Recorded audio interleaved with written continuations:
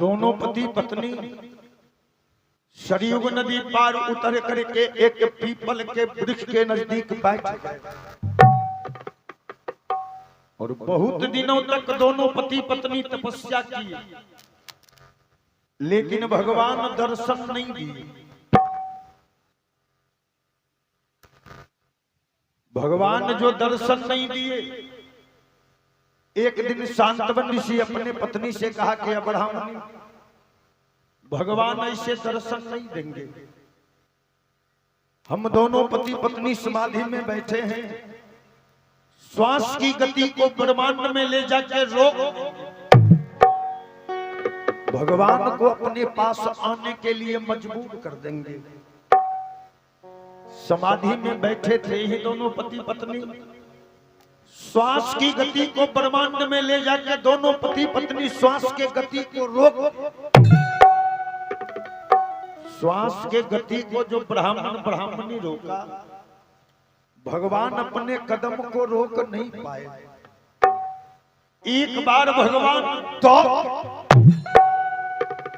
और दौड़ के आके भगवान आवाज लगा दिया है कि आंखें खोलो हे ब्राह्मण देव।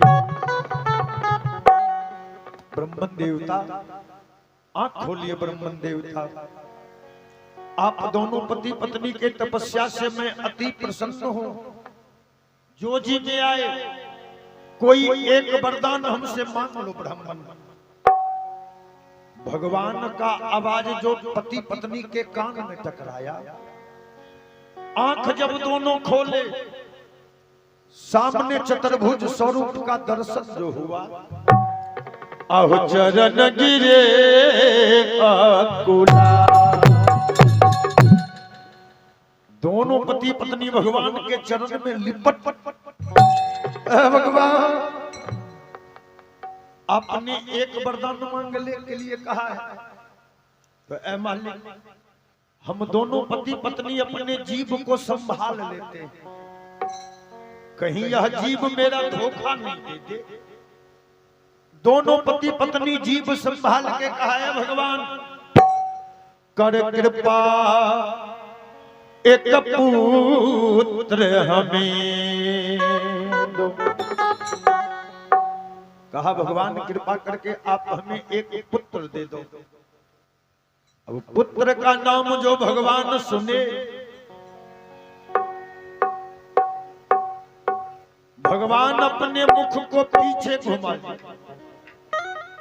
भगवान कहे कि ऐ ब्राह्मण, तू ऐसा न वरदान हमसे मांगा है कि हम तुमको दे भी सकते हैं और नहीं भी दे सकते। ब्राह्मण कहा कि भगवान, एक बेटा के लिए हम शरीर को तपाए हैं और आप कहते हो कि दे भी सकते हैं और नहीं भी दे सकते, क्यों भगवान? भगवान कहे कि ब्राह्मण, तुम दोनों पति पत्नी को मैं तुम्हारे अगले जन्म का कथा सुनाता हूं, 2 मिनट ध्यान से सुनना। इस जन्म में तुम दोनों पति पत्नी ब्राह्मण और ब्राह्मणी हो, अगले जन्म में तुम राजा था और यही तुम्हारी पत्नी रानी थी। एक दिन तुम्हारे राज दरबार में संध्या के समय एक सांप घुस आया। तुम्हारी पत्नी जब उस सांप को देखी तो सांप को देख के तुम्हारी पत्नी चिल्लाने लगी कि सांप सांप। संजोग से तुम भी कहीं से घूमता राज दरबार पहुंचा। जब तुमको पता चला कि राज दरबार में सांप घुस आया है, तो क्या किया? म्यान से तलवार को खींच और उस तलवार में कपड़े का मसाल बना लिया और मसाल बना के मसाल को जला के तू सांप को ढूंढने लगा। सांप भागता रहा, तू सांप का पीछा करता रहा। सांप जाते जाते एक झाड़ी में छुप गया और झाड़ी के सामने में एक बहुत बड़ा सेंध था, बील था। तू समझ गया कि इसी बिल के अंदर वो सांप गया है। तू क्या किया? जलते हुए कपड़े की मसाल को उसी सेंध के अंदर जानते हो, उस सेंध के अंदर मेरा ही भक्त एक छुछुंदर और एक छुछुंदरी थी। छुछुंदरी गर्भवती अवस्था में थी। तेरे कपड़े के मसाल से वो छुछुंदरी जल के मरने लगी। छुछुंदर सोचा कि जिसने मेरे अरमान को जला दिया है, भला मैं बच के क्या करूंगा। जब तू कपड़े के मसाल को बाहर खींच रहा था तो छुछुंदर क्या किया, उस मसाल को लपक के वो छुछुंदर पकड़, और जब तू मसाल को बाहर निकाला, छुछुंदर के ऊपर जब तेरा नजर पड़ा, तू तो ठहाका लगाते चल दिया कि खोदा पहाड़ और निकली चूहिया। लेकिन वो छुछुंदर तुमको पहचान लिया, और छुछुंदर मन में सोचा, भगवान ये राजा साहब के राज दरबार के यत्र तत्र बहुत दिनों तक रहा, लेकिन कोई ऐसा गलत कदम नहीं उठाया जो राजा साहब देते देते हमको इतनी बड़ी सजा दे गए। उसी समय छुछुंदर तुमको श्राप दे दिया कि हत्या पापी राजा इस हत्या का फल पाएगा, अहो अगले जीवन में जाएगा तो निसंतान कहलाएगा।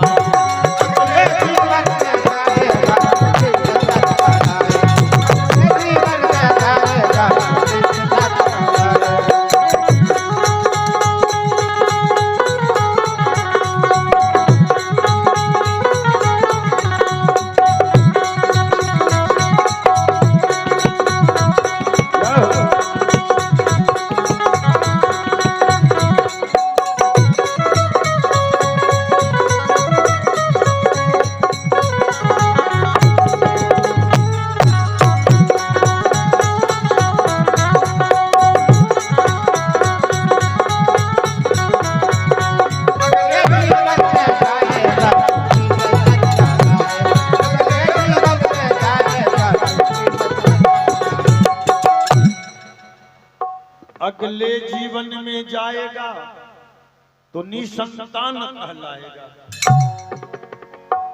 अगर इतना बात कह के वो छुछुंदर मर जाता तो आज तू हमसे संतान मांगते रह जाता और मैं तुमको देते रह जाता। लेकिन वो छुछुंदर मरते मरते तुम्हारे लिए एक रास्ता खोल के मरा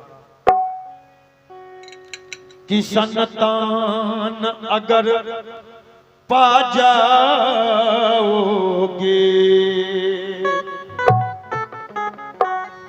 तब नेत्रहीन हो जाओगे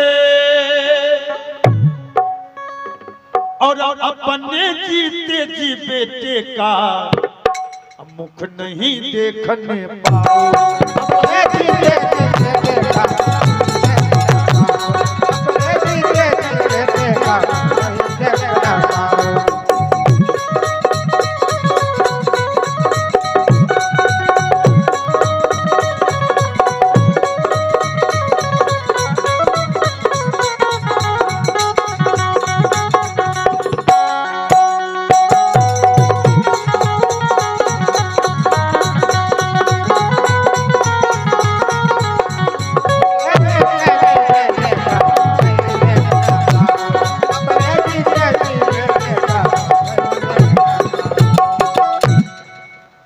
अपने जीते जी बेटे का मुख नहीं देखने पाओगे। ऐसा शांतबंदी, अगर तुम दोनों पति पत्नी अपनी आंख की रोशनी को गमा के, अपनी आंख की रोशनी को खो के अगर संतान प्राप्त करना चाहते हो तो संतान की प्राप्ति हो सकती है।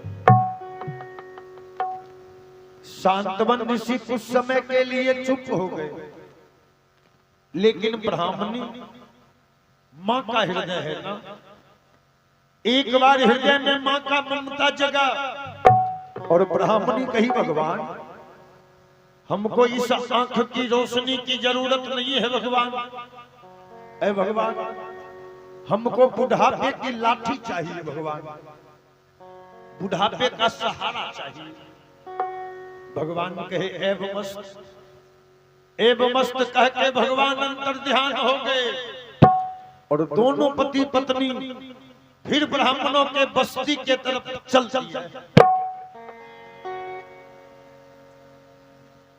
यहाँ कोई न करे पहचान अखिलौना माटी का,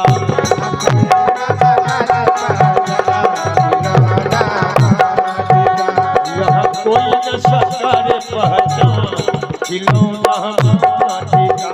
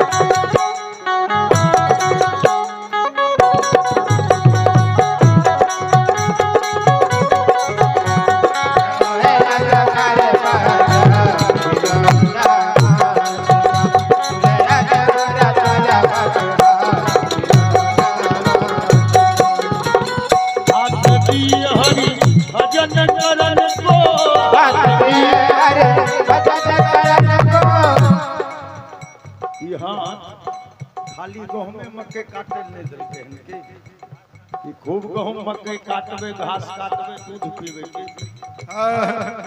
ये हाथ भजन के लिए भी बना है ना, ये हाथ दान पुण्य के लिए बना है, किसी को भोजन करवाने के लिए बना है ना। लेकिन लोग सोचते हो अभी जुआन छिए खइबै पीबै मौज रे गुलछला छोड़े, बूढ़ा होवे नाती होते पोता होते तब बाबाजी बनबे की तब भगवान के भजन करबे। लेकिन संत कहे हाथ दिए हरि भजन करन को,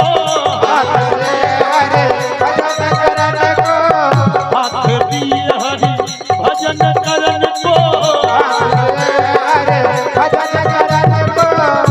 और मुख से कर गुण खिलौना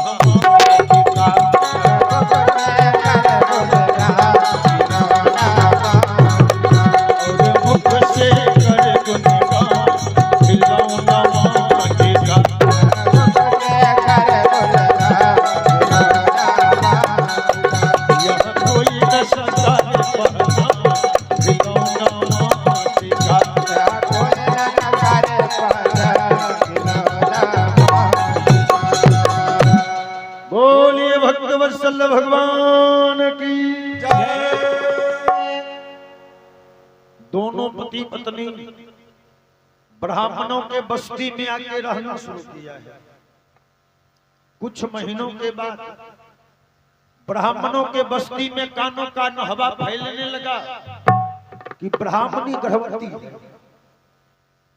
सारे आश्रमवासी भगवान को धन्य धन्य करने लगे। भगवान सच में कहा है कि आपके घर में देर होता है पर अंधेर नहीं होता है। ब्राह्मणी तीसरे पन्न में गर्भ धारण की है। अगर गर्भ धारण की है